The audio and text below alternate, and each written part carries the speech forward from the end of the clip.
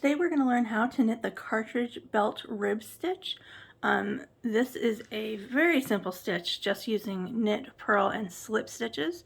It looks pretty much the same on the front and on the back, so there really isn't a right side.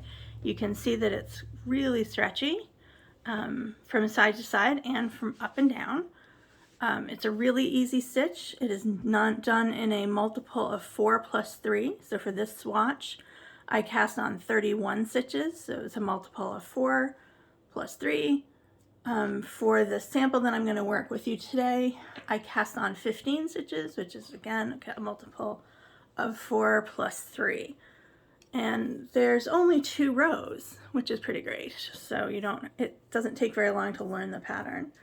So we're going to start with knit 3.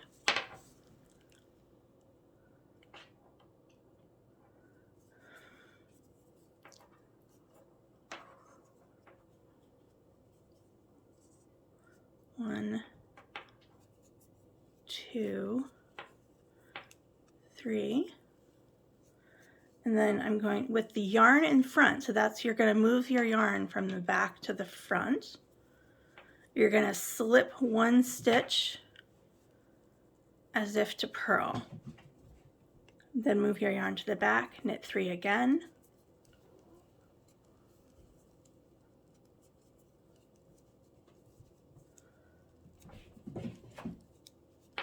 move your yarn to the front, slip 1 stitch to purlwise, move the yarn to the back, knit 3,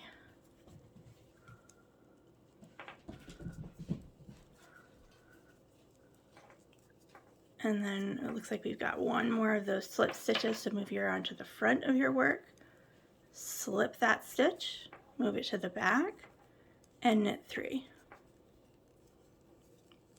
Looks like there aren't any purl stitches actually, it's just knit and slip. And you still get that cool looking, almost like a ribbing pattern. So when you're done, turn your work. Then you're going to knit 1,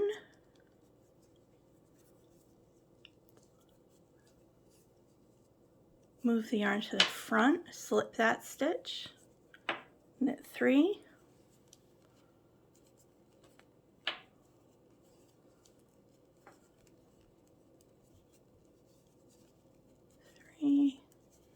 move your yarn to the front, slip to purl, move it to the back, knit 3,